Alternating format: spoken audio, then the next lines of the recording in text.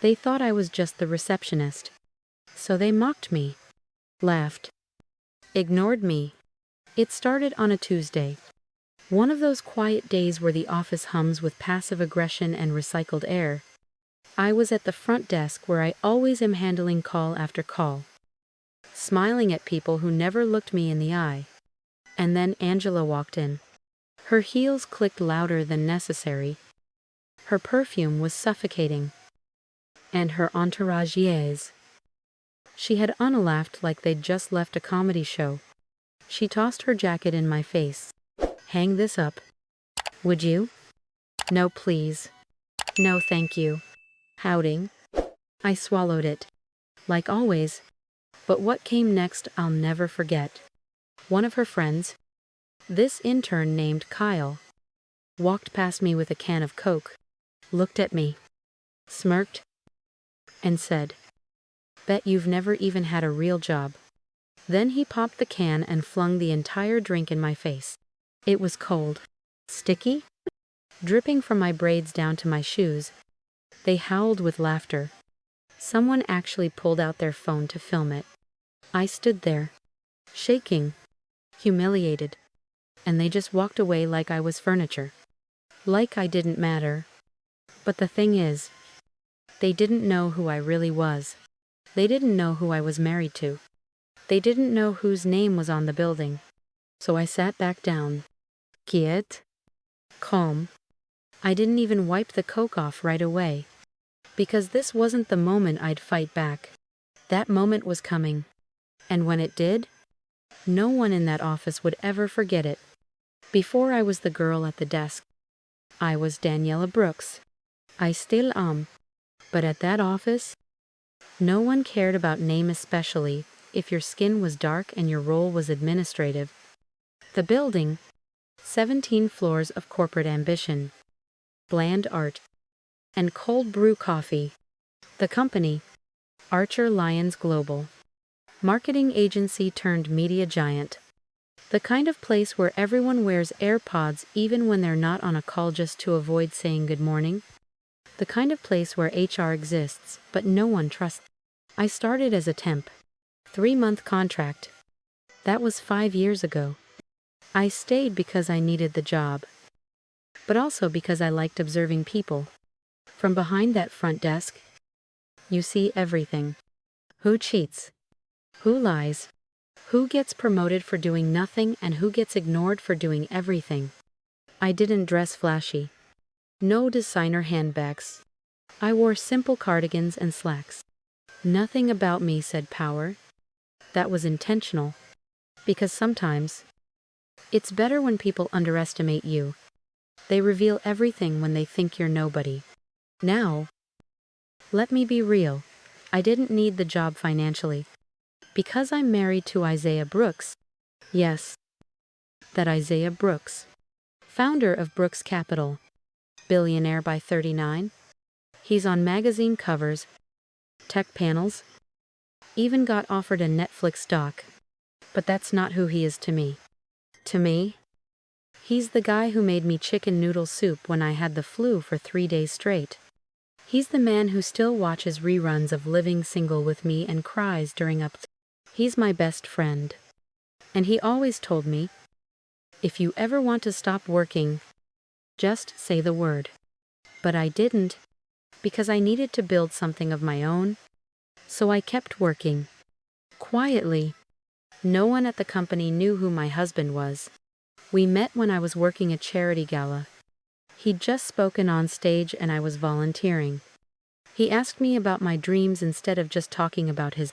We talked until the place shut down. 6 months later, we were married. It wasn't about money. We connected on soul level. When I took this front desk job, we agreed. No name. Dropping. I'd earn respect on my own. Or at least try. But respect never came. Not there. What did come? Comments like, "Your hair's so interesting today." Or, "You're lucky to have a job like this so stable." Or, "You're very articulate." The microaggressions were daily. and the outright disrespect. Weakly. Angela, VP of Strategy, treated me like her personal assistant. Kylie, the intern, who threw the coke, was basically her shadow. And the others? Silent? Complicit. But here's the kicker. While they were mocking me, I was actually keeping the place running. Answering calls no one else wanted. Fixing software glitches IT ignored. Noticing client account errors before they became lawsuits. The partners didn't see it. Or didn't care. But I saw them. Every power play. Every whisper in hallways. Every little scandal they thought no one noticed. I stayed quiet. I took notes. And I smiled through all of it. Because I knew the day would come when their laughter would die in their throats. And I wouldn't have to raise my voice. All I had to do was make one call. You'd think the coke throwing would have been the peak. But that was just the match. The fire had been building long before that day. It started 2 weeks earlier, when I found an error in the client billing reports. A 6-figure discrepancy. Someone had been inflating hours, submitting fake time logs under inactive accounts. I flagged it in the system. Quietly emailed Angela and the finance lead. No one responded. 2 days later, I was called into HR. Not to thank me. Not to investigate the fraud. No. To warn me. The HR rep, Melissa, closed the door and gave me this polished fake smile. Daniella, we've received some concerns about your behavior. That you may be overstepping your role. I blinked. Overstepping by reporting theft? She leaned in. Voice soft like I was a child. You're the receptionist. It's not really your job to audit financials, is it? I left the room shaking. I texted Isaiah. He offered to come pick me up. I told him no. I wanted to handle this myself. But they weren't done. The next day, Angela strolled in late, sunglasses still on. Latte in hand. She stopped in front of my desk and said, loud enough for others to hear. So now you're trying to play detective. That's cute. I looked her dead in the eye. Stealing is still stealing. Angela. She didn't flinch. She just smirked and said, you know what your problem is? You don't know your place? That line hit harder than I expected. Maybe because it wasn't the first time I'd heard it in life. From teachers, from managers, from strangers. It always boiled down to one thing. You're black. Female. And in their eyes. Beneath them. And then came the coke. It happened at the end of that same week. Right as everyone was heading out for the weekend. I was still sitting at my desk because I always stayed late. That's when Kyle walked by, soda in hand, and made his joke. The splash hit my face. My hair. My blouse. Cold. Sweet. Acidic. For a second, I thought, maybe this is the moment I lose it. Maybe I'd scream. Flip the desk. Quit on the spot. But I didn't. Because something in me locked in. Angela and Kyle walked off laughing. No one said anything. Some people watched. Some looked away. No one stepped in. I got up slowly. Walked to the bathroom. Took off my cardigan. Blotted my face. I could feel my hands trembling. But in the mirror, what I saw wasn't just anger. It was clarity. They wanted me to feel powerless. They wanted me to break. But all they'd done was give me every reason to stop holding back. I texted one word to Isaiah. Ready? 2 minutes later, he replied, I'll be there Monday morning. And, just like that, their clock started ticking. I came back the next Monday, like nothing had happened. Same black slacks. Same soft gray sweater. Same seat at the front desk. The only difference, I didn't wear my usual smile. I didn't need to. The building buzzed with that usual Monday fog coffee brewing. people grumbling about traffic, pretending to like each other long enough to get through 9 a.m. But underneath it all, I could feel it. Eyes watching me, whispering when they thought I wasn't listening. Angela didn't even look at me when she walked in, but she did smirk. Kyle walked past slower than usual, waiting for a reaction. He didn't get one. I answered phones, transferred calls, booked conference rooms, all the things I'd done 1,000 times before. I said good morning to everyone who passed, even if they didn't say it back. But inside, I was a storm system waiting to touch ground. The betrayal didn't hurt because I needed friends at work. I wasn't looking for that. What stung was the silence, the indifference, the fact that not one person stood up for me. Not the other assistants who'd smiled with me at the microwave. Not the IT guy I'd brought coffee to during his night shift. Not the junior exec I'd helped prep for his first big pitch. They all saw it. They all said nothing. I started noticing things more sharply. The forced laughter during meetings. The way everyone scrambled when Angela's voice echoed from her corner office. How people bragged about being a family, but moved like scared tenants in a haunted house. I overheard Angela on the phone one afternoon, bragging to someone about her diversity hires and laughing about how HR is just a box to check. She didn't care that I was sitting 20 feet away, because in her mind, I didn't matter. But what she didn't know, what none of them knew, was that every cruel word, every joke, every dismissal, was fuel. I kept a journal, wrote it all down. Dates, times, names, even recorded audio when it got really bad. Not because I needed revenge, because I needed the truth to live somewhere other than inside me. There was one day I'll never forget.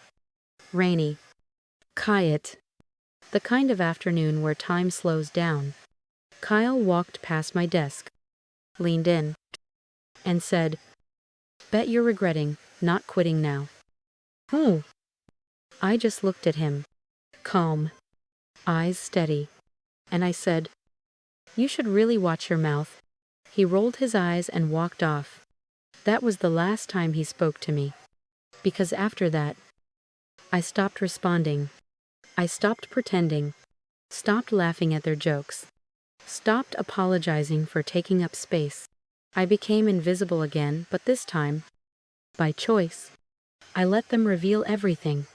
Let them sink deeper into the toxic comfort of thinking they were untouchable. And while they were busy mocking me, I was watching the clock, because Monday was just the beginning. And Friday, that was the day Isaiah was coming in. They thought I was just the front desk girl. But what they didn't know, I was also the owner's wife. Well, technically, Isaiah didn't own that company. Not yet. But he owned the investment firm that held the controlling interest in Archer Lyons Global. Which meant we did own it. Through layers of LLCs and strategic silence. And I was never supposed to tell them. Isaiah and I made a pact from day one. If I ever worked in one of his companies, I'd do it anonymously. No special treatment. No Mrs. Brooks engraved nameplate. He wanted me to find my own rhythm. I wanted to know what it felt like to succeed or fail in my own merit. And I did. For 5 years. I stayed in that office. I watched how decisions were made. How promotions were handed out. How certain people always got invited to leadership retreats, and others never did. I saw how Angela, who barely graduated college, became VP because she golfed with the right men. I saw how Kyle, with his average performance and below-average people skills, still got away with disrespecting women and interns because his dad played poker with the CFO. Meanwhile, the black and brown staff, overworked, overlooked, underpaid. I watched them burn out quietly. Their exits written off as not a cultural fit. But me? I stayed. I documented. I listened. And I kept a card no one saw coming. Because Isaiah and I didn't just control the board. We controlled the money. Every quarter. Archer Lyons depended on a major cash injection from our firm Brooks Capital. It kept their projects moving, paid their top executives, and even funded their expansions. Without it, they were done. And that week, Isaiah and I sat at home, reviewing every inch of their financials. When he saw the emails, the Coke incident footage as someone uploaded it to Slack like it was funny. Isaiah didn't say a word at first. He just stared at the screen. Then he looked at me. Voice calm, but deadly serious. They think they can do this to you. I didn't answer, because he already knew. We didn't come from money. We built it. Together? Me with my community organizing. Him with his tech mind and unshakable ambition. We knew what it meant to be underestimated, disrespected, dismissed. So we made a plan. Friday morning, Isaiah would arrive at Archer Lyons HQ. No suite. No driver. Just him. He'd walk in through the same lobby I walked through every day.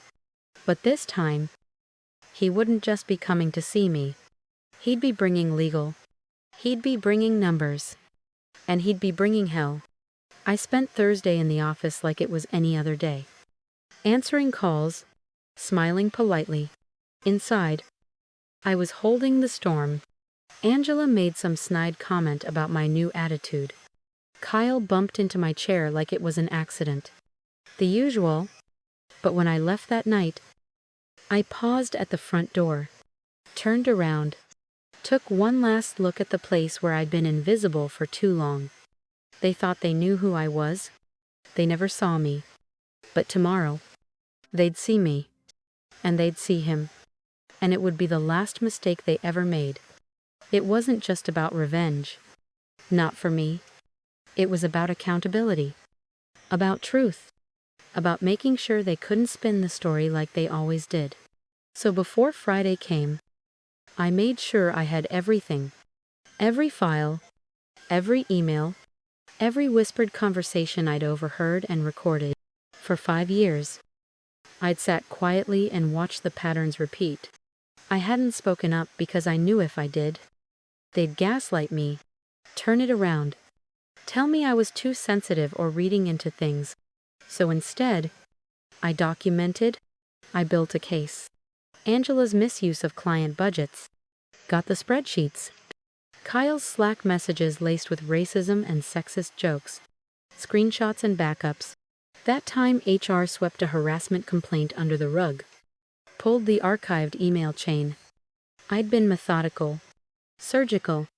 I knew the company's systems better than half the IT team. They never saw me coming because they never even looked. By the time Isaiah looped in his legal team, I had everything categorized in a shared drive password, protected and ready for the board. We created 3 folders. Financial misconduct. Client overbilling. False hours logged. Personal expenses listed as company charges. HR failures and workplace harassment. Internal complaints ignored. Screenshots of Slack threads. Audio recordings of Angela mocking junior staffers. Targeted discrimination. Patterns of racial and gender-based promotions and demotions. Pay disparity evidence. Direct quotes including that unforgettable line, "You don't know your place." Isaias Laverserias. High-powered people who didn't smile much were stunned by how airtight it all was. Honestly, one of them said, "You've done half our job already." But I wasn't done. I spent Thursday night writing a letter. Not just for the board, but for every employee who'd ever felt like I did invisible, unheard, disrespected. A letter that laid everything bare. I didn't write it with rage. I wrote it with clarity. Because I didn't want to just destroy them. I wanted to expose them. Isaiah told me, "You sure you want to do this tomorrow? Once it starts, there's no going back." And I told him, "They started this. I'm just ending it." We set everything in motion. The lawyers scheduled a boardroom meeting for Friday at 11 a.m. They told Angela it was a quarterly performance strategy session. Told Kyle to be there to present the intern engagement plan. Told HR they'd be debriefing policy updates. Everyone walked into that room thinking it was business as usual. Meanwhile, Isaiah and I arrived at 10:45. I walked through that front door for the last time, head held high. Hair in a sleek bun. Black blazer over a white blouse. Heels clicking just like Angela's had. The receptionist on shift now. She smiled at me with that same quiet politeness I used to wear. "Can I help you?" I smiled. "No, sweetheart. I'm exactly where I need to be." We walked past everyone. Straight to the boardroom. Isaiah looked at me before we opened the door. "You ready?" I smiled. "Let's clean house." The door to the boardroom clicked open. The laughter stopped. Angela was mid-sentence, tossing her hair over one shoulder like she always did when trying to command a room she didn't earn. Kyle was at the head of the table, fumbling with a slideshow remote. Melissa from HR was in the corner, nervously sipping from a water bottle. They looked up expecting a tech guy, maybe an intern. But when they saw Isaiah and me behind him, silence. Heavy. Unmistakable. Uncomfortable silence. Angela blinked. Confused but still smug. Can we help you?" "This is a private meeting." Isaiah smiled. That calm, terrifying smile he wore in mergers before dismantling someone's empire. "I know," he said, stepping inside. "That's why I'm here." Angela's face changed. Her brain was working, trying to place the face. Then it clicked. I saw it happen. The way her mouth parted slightly. "You're Isaiah Brooks." "Correct." He nodded. "Founder and managing partner of Brooks Capital, the firm that owns a 68% stake in this company." Kyle nearly dropped the remote. Angela stood, clearing her throat. "We didn't know you were coming today." Isaiah held up a hand. "Sit." She froze and sat. Then he turned to me. "This," he said, placing a hand gently on my back, "is Daniella Brooks, my wife." Gasps. Literal. Actual gasps from grown professionals. Angela's eyes went wide. "Wait, your wife?" I stepped forward, placed a slim folder in the center of the table. My voice steady. "That's right. And I've spent the last 5 years documenting every abuse, every racist remark, every instance of fraud, bullying, and neglect inside this building. All while sitting quietly at that front desk." Kyle mumbled, "This is a joke." I looked at him. "Do you want to watch the video of yourself throwing Coke on me again? Or should I forward it to your alma mater's ethics committee?" His face turned pale. Angela tried to recover. "Listen, we didn't know. If we'd known who you—" Isaiah cut her off. "That's the problem. You thought she didn't matter because you didn't think she was someone." He turned to the room. His voice echoed now. "But Daniella is not just my wife. She's brilliant. She's observant. And she's put together the most damning internal report I've seen in my entire career." He turned to the screen behind Kyle and nodded. One of his team members already in the room. In the corner like a fly on the wall stood and plugged in a flash drive. The projector lit up. Slide uno, financial misconduct. Angela's face tightened. Slide zwei, HR negligence. Melissa stood up. "This isn't fair." Isaiah raised a brow. Sight down. Slide 3, racial and gender discrimination patterns. Statistical breakdown. Hard numbers. Impossible to Danny. I stood there in silence as the room turned into a courtroom. Some whispered. Some stared at the floor. A few turned red. But no one laughed. Not anymore. When the final slide hit a video of the Coke incident, Angela put her head in her hands, and Isaiah, never raising his voice, simply said, "As of this moment, the executive team is suspended pending investigation.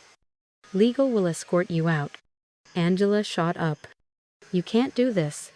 He looked at her, stone cold. "We just did."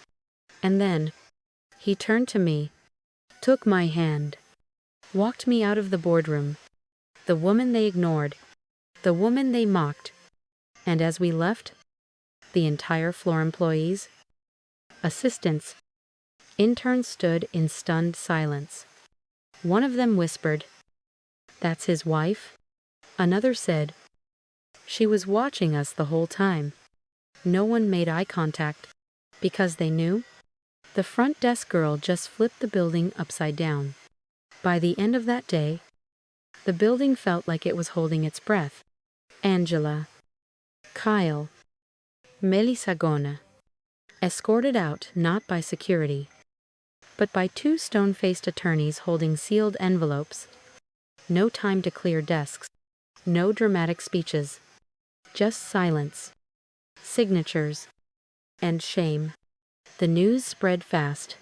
First a whisper by the espresso machine, then a Slack thread, then full-on disbelief from every floor. I stayed calm, collected, didn't gloat. That wasn't the point. But I watched. I watched the same people who ignored me now scramble to rewrite their loyalty in real time. Some tried to apologize. "Daniella, I didn't know. I always liked you. I swear. You were always so helpful." Helpful. Like I was a vending machine with a smile. But I didn't say anything back. I just nodded once and kept walking. Isaiah's team moved fast. The board approved an emergency motion to restructure leadership. Not a small shuffly full purge. Angela's corner office, cleaned out. Kyle's access card, deactivated. Melissa, from HR, fired with cause. And her name quietly blacklisted in the industry. But we didn't stop there. Every employee who had filed an internal complaint and been ignored got a personal call from Isaiah's new internal equity officer. They were offered raises, promotions, public apologies. Isaiah even brought in an independent audit team to review salaries, hiring practices, and promotions across the company. Spoiler alert, the numbers were ugly. So we fixed them. That intern from Howard University who was always overlooked, now leading the new diversity task force. The Latina copywriter who had been stuck in junior roles for years, promoted to creative director. Even the janitorial staff got wage increases and new benefits. It wasn't just vengeance. It was justice. Because the truth is, it was never just about me. What happened to me at that front desk? The Coke, the mockery, the constant small cuts of racism and condescension that was just a symptom. The system was sick. And now, it was getting a full transplant. As for Angela, her LinkedIn sabbatical post didn't mention the scandal. But she couldn't escape it. The footage went viral, someone leaked the video of the Coke incident and the boardroom takedown. Not me. Not Isaiah. Someone inside. Someone who'd finally had enough. Over 2 million views in a week. Headlines across business blogs. VP fired after assaulting receptionist who turns out to be CEO's wife. Revenge served cold like a Coca-Cola. Her consulting offers dried up. Kyle's internship credits were revoked. Melissa was quietly named in a civil suit from a former employee who saw the door crack open and walked through it. And Isaiah? He made it clear that Brooks Capital had zero tolerance for toxic leadership. That message, it echoed. Other companies started doing quiet checks on their front desk workers, their assistants, their interns. Because now they knew. You never know who's watching. And me? I didn't raise my voice. I didn't throw a fit. I didn't have to. I had the receipts. I had the truth. And I had a husband who walked into that room, not as my protector, but as my partner, my equal, and together, we burned the whole rotten structure down with paperwork and poise. The Monday after everything changed, I came back to the building, but not through the front door, not to sit at the desk, not to answer phones or book meeting rooms. I came back through the executive elevator, walked into the conference suite, and sat at the head of the table. Me table now. The sign on the glass door said, Interim Director of Culture and Organizational Reform, Daniella Brooks. Right, as a lever. Yeah, that's me. The board asked me to stay on, temporarily at first, to help lead the company's transition. I said I'd do it under one condition: we don't patch holes in the boat. We rebuild the whole damn thing. And we did. I brought in consultants, not just the expensive kind, but people from communities like mine, people who'd lived through what I had, who knew what it meant to be unheard in a room full of noise. We rewrote the employee handbook, established anonymous reporting lines, mandatory bias training. That was day one. But more than that, we started listening. Every voice got a seat at the table. From the cleaning crew to the senior editors, no more whisper networks, no more boys' clubs. And slowly, the company started to heal. People walked a little taller, smiled a little more. Eye contact returned. The interns didn't look terrified anymore. Black and brown employees no longer second-guessed whether they were just diversity hires. One afternoon, I passed the front desk where I used to sit and saw a young woman there. Maybe 22. Fresh, twist out, confident eyes. I asked her how she was settling in. She said, "It's different here. People actually care." Then she paused. "I think it's because of you." I didn't cry, but something inside me softened, because I remembered the days I sat there, Coke still drying on my sweater, wondering if I was invisible. And now, I was building a space where no one had to feel like that again. As for Isaiah, he never once took the spotlight. He sat in on some strategy meetings, gave quiet guidance. But he always let me lead. "This is your win," he told me one night as we ate dinner at home. "You earned this power.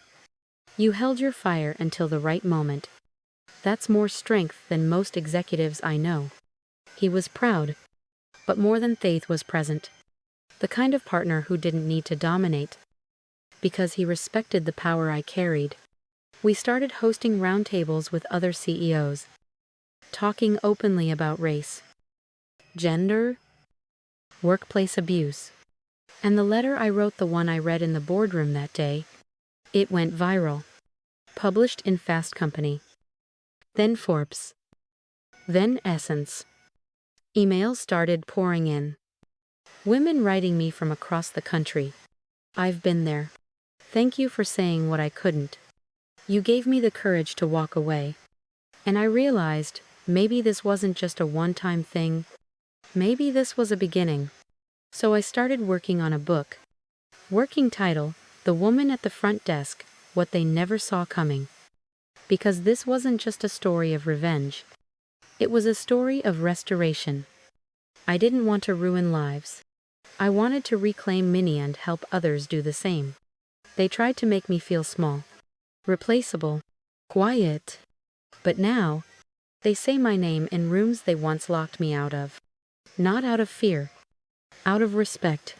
Sometimes, the strongest people in the room are the quietest. Not because they're weak, but because they're watching, learning, waiting for the moment the truth becomes undeniable. I was never just the receptionist. I was a woman with dignity, intelligence, and power, whether they recognized it or not.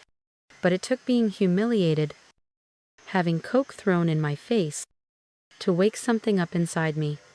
Not rage, not revenge, clarity. The system wasn't broken. It was working exactly as it was designed. To benefit the loudest, the boldest, the most connected. and to silence the rest of us until we stop being silent. I didn't raise my voice. I didn't scream. I didn't fight on their terms. I documented, planned, prepared. And when the moment came, I walked into that boardroom not as a victim, but as the storm they never saw coming.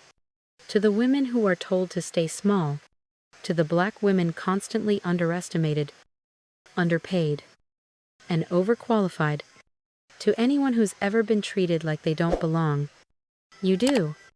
And sometimes, the best revenge isn't payback. It's transformation. Let them laugh. Let them overlook you. Because when the time is right, you'll show them exactly who they were dealing with all along. Not just the girl at the front desk, but the woman who owns the damn building.